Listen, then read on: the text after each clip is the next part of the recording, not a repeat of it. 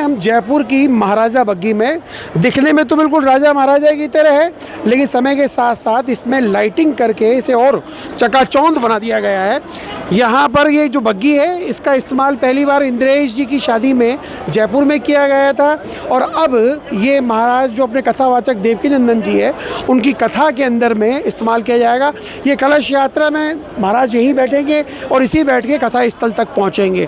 आप देख सकते हैं इसमें चारों तरफ लाइटें लगाई गई है, साथ के अंदर बारीकी से काम किया गया है। जो इनके ऑनर हैं, जिन्होंने ये सुविधा उपलब्ध करवाई है, उनसे हम बात करेंगे क्या खास है इस रथ के अंदर में, क्योंकि लाइटें बहुत ज़्यादा जगमग जगमग, जिस प्रकार से नाम दिया है महाराजा, और दिखने में भी बिल्कुल महाराजा की जैसी शान है। बिल्कुल साहब, ये इस बग्गी की सबसे बड़ी खासियत ये है, ये हाथ से बनी हुई बग्गी है। इसका जो काम आप देख रहे हैं पूरी मशीन से बनी हुई नहीं है, ये हाथ से बनी हुई बग्गी है, सारी हैंड क्राफ्टेड है ये। और अभी जो इंद्रेश जी महाराज जी की जयपुर में शादी हुई थी, उसमें वो भी इसी के अंदर ही विराजमान थे। और यह जो जयपुर की कुछ एक जो बड़ी नायाब जो अच्छी शादियां होती है, उसके अंदर ये दूल्हे के लिए इस्तेमाल की जाती है। बहुत ही साहब बहुत रॉयल बग्गी है ये, बहुत रॉयल बग्गी है। अच्छा, क्योंकि देवकीनंदन जी कथा है, देवकीनंदन जी विराजमान होंगे। हाँ। तो एक तरह से देखा जाए तो महाराजा तो अपने आप ही बनी गई साहब, बिल्कुल बनी गई, बिल्कुल। ये हमारा सौभाग्य है कि इतने बड़े जो संत महात्मा हैं वो इस बग्गी के अंदर विराजमान होते हैं। ये हमारे लिए सौभाग्य की बात है कि ये सेवा का अवसर हमें मिल रहा है। ये इसके अलावा भी अब कहाँ, जैसे इसकी डिमांड अब क्योंकि सोशल मीडिया पे वायरल है, हाँ। अब आगे इसकी और डिमांड आ रही है, तो ज़्यादातर शादियों में आ रही है या कथा में केवल? साहब दोनों में आ रही है। अभी एक और महाराज जी आने वाले हैं 28 दिसंबर को जयपुर में, मुरारी जी बापू, वो भी वृंदावन से ही हैं।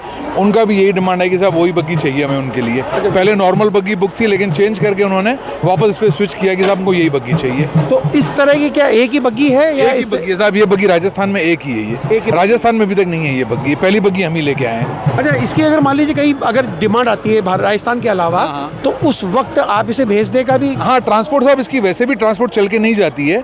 अगर आपने देखा हो जो बड़ी बड़ी गाड़ियों को कभी ख़राब होती हैं, टो करने के लिए जो फ्लैट बेड गाड़ियाँ आती है, ये उसी पे ही जाती है। अभी भी आप देखेंगे पीछे उसी से ही नीचे उतरी है ये मूव नहीं कर सकती है। ये इतनी भारी बग्गी है, मूव नहीं कर सकती है। और कंप्लीट ये वुडन की बनी हुई है और सारी हाथ से बनी हुई है। ये मशीन का काम नहीं, पूरी हैंड क्राफ्टेड है बग्गी है।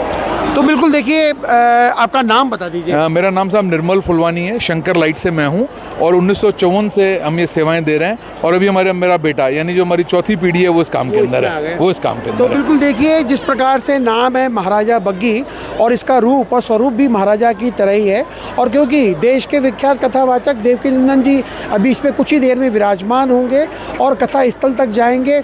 इस बग्गी की खास बात ये भी है कि जो कथावाचक इंद्रेश थे, उनकी भी शादी के अंदर में इसी का इस्तेमाल किया गया था, और आगे भविष्य में और भी कई जगह आयोजकों में इसका इस्तेमाल किया जाएगा। लेकिन जयपुर की शान और आन बान का आज देखा जाए तो पूर्ण रूप से अगर इसका कोई उद्घाटन कर रहा है धर्म के नाम पर, तो वो देवकीनंदन जी कर रहे हैं। धर्म के नाम पे पहली बार यही बैठे, बिल्कुल साहब, लेकिन धर्म के नाम पे पहली। इंद्रेश जी की भी विवाह था, इस चक्कर में बैठे थे वो। बाकी धार्मिक कार्य के अंदर देखा जाए तो पहली बार इस्तेमाल हुआ है। बिल्कुल धार्मिक कार्यक्रम में पहली बार इस्तेमाल हो रही है। और इस बग्गी की खास बात यह है कि हाथ से बनाई गई है, और इसमें चारों तरफ जो है बहुत बारीकी लाइट का काम किया गया है।